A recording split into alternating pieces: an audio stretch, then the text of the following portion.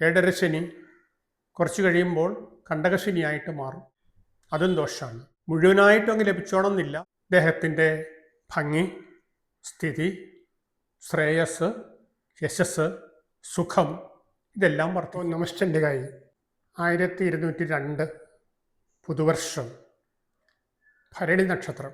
1202 പുതുവർഷം ചിങ്ങം 1-ാം തീയതി ആരംഭിക്കുകയാണ്. 2016 ഓഗസ്റ്റ് 17. ഈ പുതുവർഷം ഭരണി നക്ഷത്രക്കാരെ സംബന്ധിച്ചിടത്തോളം എങ്ങനെയായിരിക്കുമെന്ന് നമുക്ക് പരിശോധിക്കാം.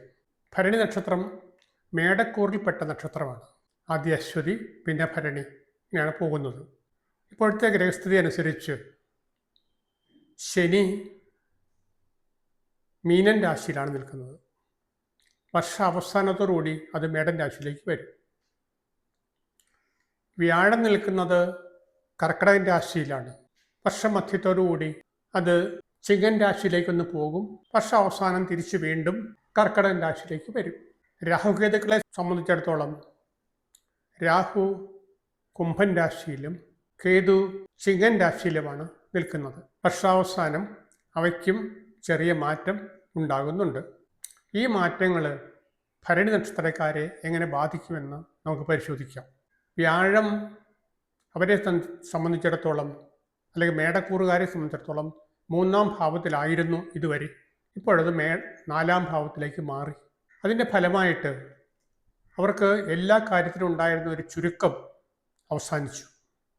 കാര്യങ്ങളുടെ തടസ്സം മാറി. അവരുദ്ദേശിക്കുന്ന കാര്യങ്ങളെല്ലാം അതുപോലെ തന്നെ നടക്കാൻ തുടങ്ങും.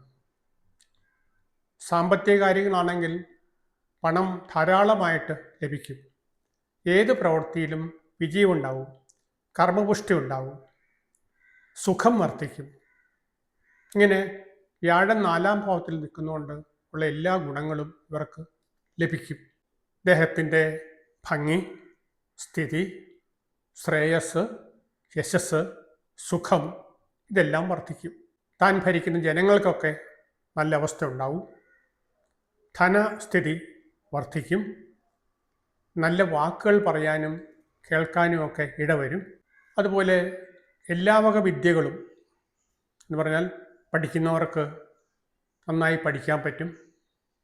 വിദ്യാഭ്യാസവുമായിട്ട് ബന്ധപ്പെട്ട് പ്രവർത്തിക്കുന്നവർക്ക് നല്ലതുപോലെ അവരുടെ ജോലികൾ ചെയ്യാൻ പറ്റും.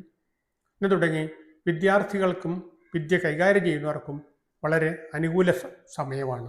ഇനി ഇവരെ സംബന്ധിച്ചിടത്തോളം ധൈര്യം, വീര്യം തുടങ്ങിയവയൊക്കെ ഒരു പരിധിവരെയൊക്കെ ഉണ്ടാവും.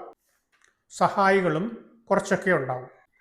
കുടുംബത്തിൽ മാതാപിതാക്കൾക്കും മാതുലന്മാർക്കും സുഹൃത്തുക്കൾക്കും അവരുടെ കുടുംബത്തിലെ മറ്റ് എല്ലാ ജീവികൾക്കും സുഖമുള്ള സമയമാണ്. ഗൃഹം നന്നാക്കാനോ ഗൃഹം വാങ്ങുന്നതിനോ ഭൂമി വാങ്ങുന്നതിനോ ഗൃഹ ഉപകരണങ്ങൾ വാങ്ങുന്നതിനോ ഒക്കെ സമയം അനുകൂലമാണ്. സുഖ ജീവിതത്തിന് വേണ്ട എല്ലാ കാര്യങ്ങളും ഇവർക്ക് വാങ്ങാനും ഉപയോഗിക്കാനും പറ്റുന്ന ഒരു കാലഘട്ടമാണ്. സന്താനങ്ങളെ സംബന്ധിച്ചിടത്തോളം നല്ല സമയമാണ്. അവർക്കും നല്ല വിദ്യാഭ്യാസം, അവരുദ്ദേശിക്കുന്ന വിദ്യാഭ്യാസം, ഉദ്ദേശിക്കുന്ന സ്ഥാനമാനങ്ങൾ ഒക്കെ ലഭിക്കും.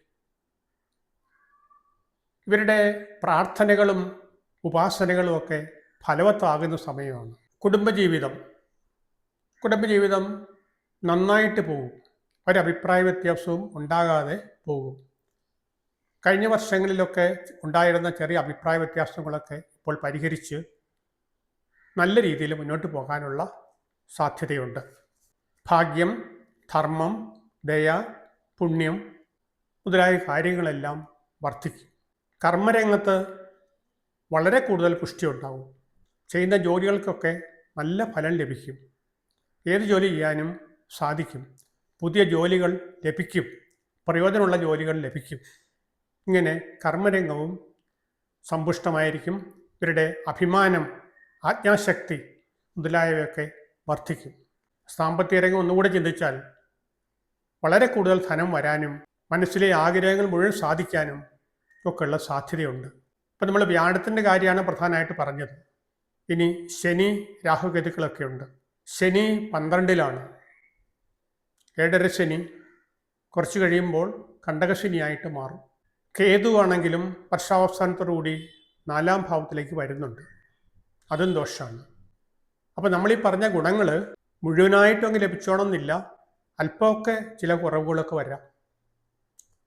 രോഗങ്ങളും ശത്രുക്കളും ഒക്കെ നമ്മെ ശല്യപ്പെടുത്തി എന്ന് വരാം.